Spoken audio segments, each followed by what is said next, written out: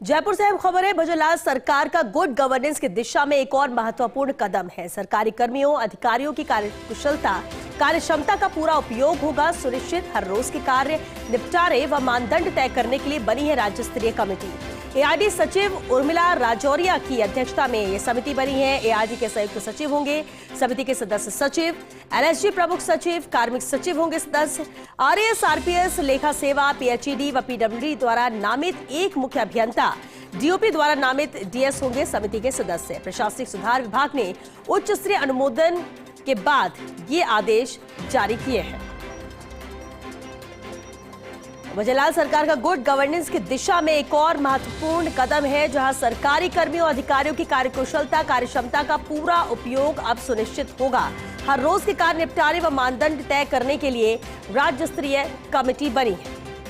ARD सचिव उर्मिला राजौरिया की अध्यक्षता में यह समिति बनी है। एआरडी के संयुक्त सचिव होंगे समिति के सदस्य सचिव, एलएसजी प्रमुख सचिव, कार्मिक सचिव होंगे सदस्य, वही आरएएस आरपीएस, लेखा सेवा, पीएचईडी व पीडब्ल्यूडी द्वारा नामित एक मुख्य अभियंता, डीओपी द्वारा नामित डीएस होंगे समिति के सदस्य। प्रशासनिक सुधार विभाग ने उच्च स्तरीय अनुमोदन के बाद ये आदेश जारी किया है। Associate editor doctor Rituraj Sharma हमारे साथ जुड़ चुके हैं।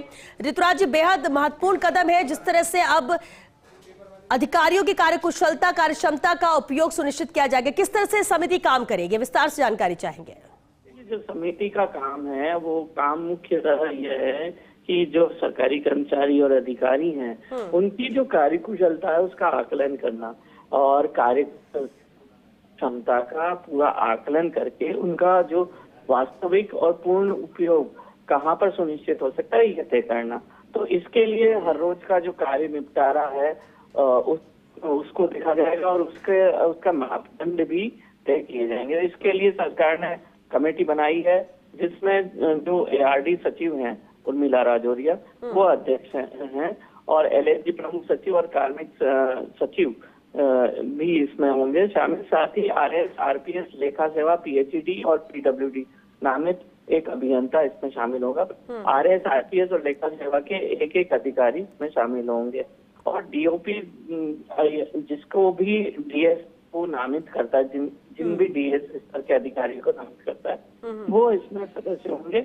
और इसका जो मुख्य काम होगा समिति का वह यही होगा कि जो हर रोज का जो कार्य निपटारा हो और मापदंड हो उसका तय करना और समिति कर्मचारियों के मापदंड और आवंटन प्रक्रिया का भी मूल्यांकन करेगी। साथ ही साथ समिति सभी अधिकारियों और कर्मचारियों का जितना वर्कलोड है, कार्यभार है, उसकी भी निष्पक्ष और पारदर्शी ढंग से समीक्षा करेगी, जिससे कि कई बार ये देखने में आता है सरकारी किसी कर्मचारी के पास तो बहुत ज्यादा वर्कलोड होता है जबकि उसी विभाग और उसी सेक्शन में अन्य कर्मचारी के पास वो वर्कलोड नहीं होता। चलिए बहुत शुक्रिया ऋतुराज जी इस पूरी जानकारी के लिए।